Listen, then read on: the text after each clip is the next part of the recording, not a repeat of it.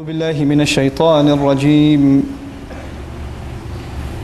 يا بني إنها إن تك مثقال حبة من خردل فتكن في صخرة أو في السماوات أو في الأرض يأت بها الله إن الله لطيف خبير يا بني أقم الصلاة وأمر بالمعروف وانه عن المنكر واصبر على ما أصابك إن ذلك من عزم الأمور رب اشرح لي صدري ويسر لي أمري واحلل عقدة من لساني يفقه قولي فالحمد لله رب العالمين والصلاة والسلام على سيد الأنبياء والمرسلين وعلى آله وصحبه أجمعين ثم أما بعد السلام عليكم ورحمة الله وبركاته. I wanted to take this opportunity to share with you a couple of ayat that belong to Surah Luqman, and they belong within the passage in which Luqman radiallahu anhu is giving advice to his son. And typically at the occasion of a khutbah of Jum'ah or a short talk, we begin from the beginning of this passage and we get through the first couple of ayat and the time is up, and there's so much more beautiful advice in this passage, and in most occasions we don't get around to them, or if we do, we don't give them enough time. But there's some really beautiful pearls of wisdom that Allah Azza wa Jal chose to mention in His book, and it's very beautiful that at the beginning of each of them Allah Azza wa Jal begins the ayah by saying, Ya Bunayya, my beloved son, my dear son. Bunayya ism tasghir, meaning my small son, my young boy. It's a term of endearment by the father to the son. In other words, Allah wants to highlight before, there's one thing that the father is teaching his son, but it's another that he goes out of his way to show love before he even teaches him. He makes sure that the son understands that the father loves him. Because a lot of times, especially for dads, it's not on autopilot. Your children don't automatically assume that you love them, especially for fathers. They know automatically mom loves me, but they don't know automatically dad loves me. Automatically they assume dad is usually angry at me. So dad has to go out of his way to say, son, I love you. Then start the advice. He can't just start the advice. And this is, you guys have experienced this in life, maybe with your own fathers and your own children. Every time you try to give them advice, oh, here we go again. It's because, and when the mother just puts her arm around you, or sits you down and says, come sit here next to me, and then she gives you just listen, because it's mom. You just melt. So the father has to go out of his way to make sure the son listens. And this father, subhanAllah, the advice he gave, he just wants his son to think about something. And he says, إِنَّهَا إِن تَكُ مِثْقَالَ حَبَّةٍ فِي خَرْدَلٍ. Imagine that there is a mustard seed. فَتَكُنْ فِي صَخْرَةٍ. It's this tiny little mustard seed, little tiny thing. And it's inside a boulder. The seed is stuck inside a boulder. And it could be any boulder. Now imagine he wants him to find that seed. He wants his son to find this little seed. So the son might ask, so where am I finding? And by the way, sakhra is a huge rock. A rock the size of a room, a rock the size of this hall. It's a huge rock. And what are you looking for inside that rock? A little tiny seed. The first task for the son is to see, where is this rock? So his father tells him, فَتَكُنْ فِي السَّمَاوَاتِ أَوْ فِي الْأَرْضِ. It's somewhere in the universe. He tells his son, this rock can be found somewhere in the skies or the earth. It could be on this planet, it could be somewhere else, in some other galaxy far away. And now that we know how big the universe is, you know how many possibilities there are. And even if we didn't, if we just said fil ard, on the earth, how many rocks are there on the earth? And now your job is to find the seed. But if you're going to find the seed, what do you have to do with the rock? If it's inside, deep inside the rock, what do you have to do to the rock? You have to smash it, you have to break it. So what kind of power would it take to break a rock? And even if you break the rock, let's say you have the technology, you broke the rock. You found the right rock, which is almost impossible, and then you broke it, and you broke it into two halves. Does it guarantee that the seed will be right there in the middle? Or is it possible it's inside this half or inside that half? So you break it up into small pieces. You take this gigantic rock, this boulder, and you break it up into rocks this small. Is it guaranteed you found the seed yet? No. It could be inside any one of those small pieces. You literally have to smash the boulder into pieces that are the size of the seed. And now how many pieces do you have? Pieces that are the size of a boulder. Because if you break it up, it's still that size. And within those billions of little tiny specks, what do you have to find? A seed. In other words, the father is telling his son, there's a secret.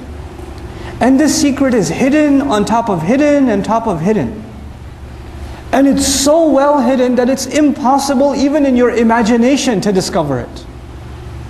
إِنَّهَا إِن تَكُ مِثْقَالَ حَبَّةٍ مِّنْ خَرْدَلٍ made of Urdu mein kehte hain rai ka dana, mustard seed.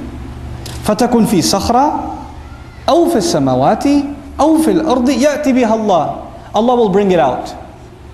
Allah will bring that seed, and ya'ti, interestingly enough in the Arabic language, as opposed to yaji' bihillah. Ja'a in Arabic means to bring something with some effort. Some big thing, a major project, ja'a. Something that's casual, easy, ya'ti. No problem, Allah will just bring it out. Allah will pull it out. Ya'ti bihallah. Inna Allaha latifun khabir. The quality of Allah mentioned by the father to his son is Allah is precise, He's subtle, latif. It's a very interesting quality. Just because somebody is powerful does not mean that they are precise. Does not mean that they are precise. You have the power to break the rock, but you don't have the precision to find that little seed.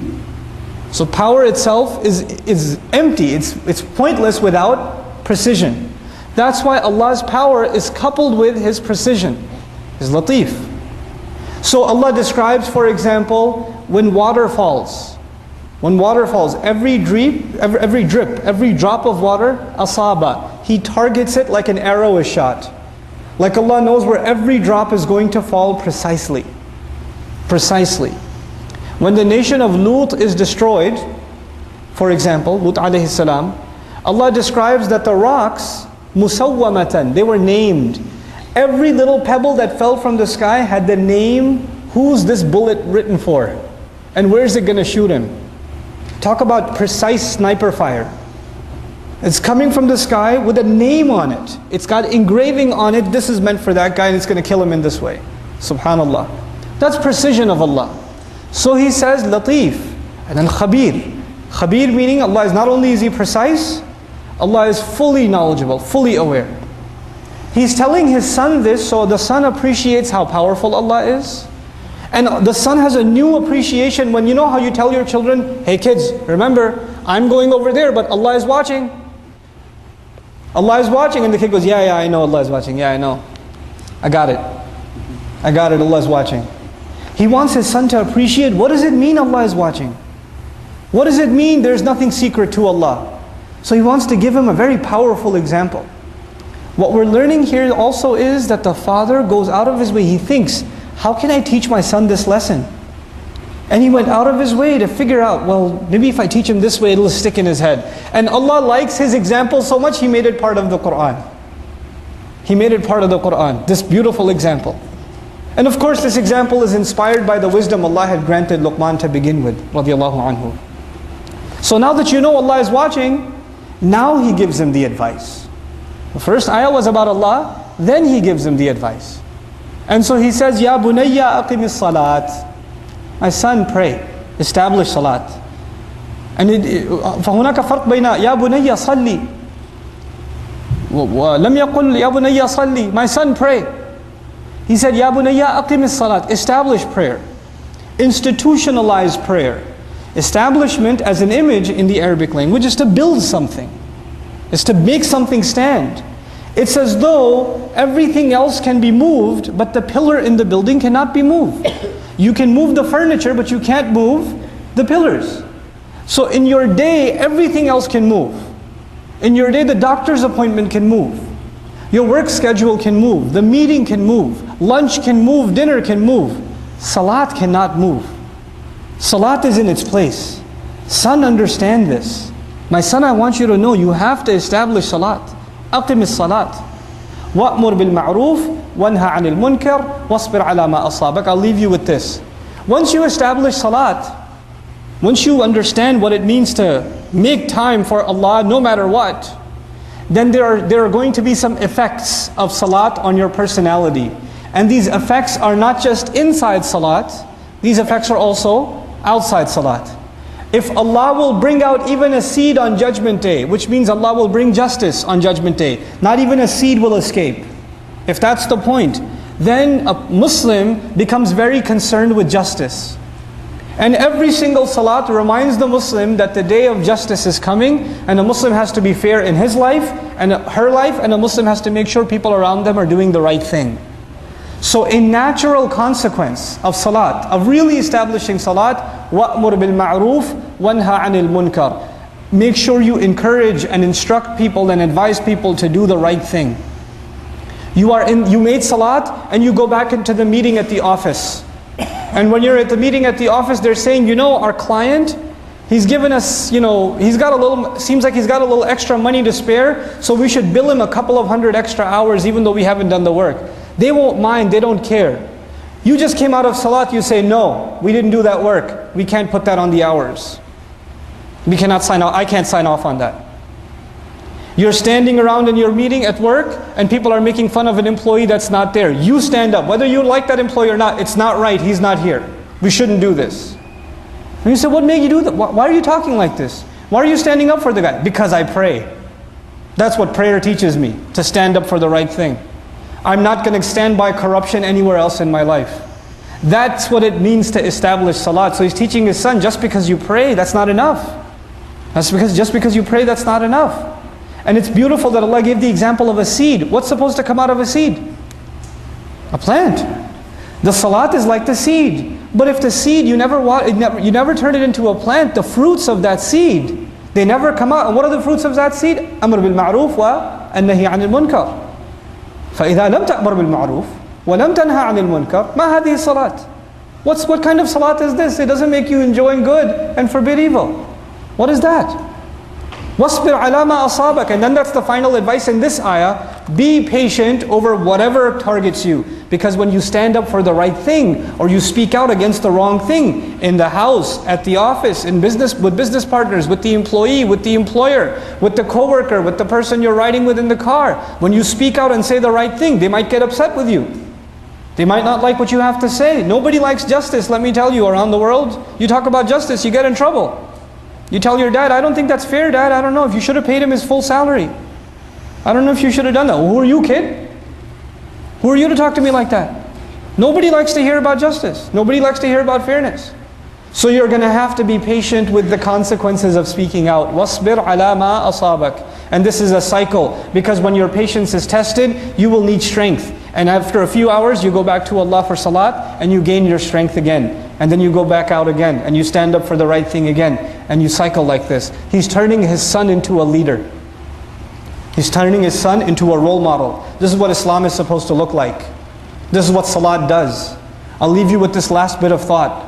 When, for example, Shu'aib alayhi salam was complaining about the economic irregularities of his society, they told him, his people told him, does your salat prevent you? As-salatuka tanha? Your salat prevents you from doing, your salat commands you, ta'muru? Your salat prevents or commands you to tell us what to do? Just go pray, man. Go pray in the masjid. Why you bother us in our business? But Shu'aib alayhi salam understands salat means that you learn the importance of justice. You learn the importance of justice on the Day of Judgment, which means you make sure that you become a source of justice even in this world. May Allah Azza wa Jal help us understand the implications of our salawat. All this salat we're making in Ramadan, let's turn those seeds into plants. Let's establish some justice in our homes, in our workplaces, in our businesses. Barakallahu li wa lakum. Wassalamu alaikum wa rahmatullahi wa barakatuh.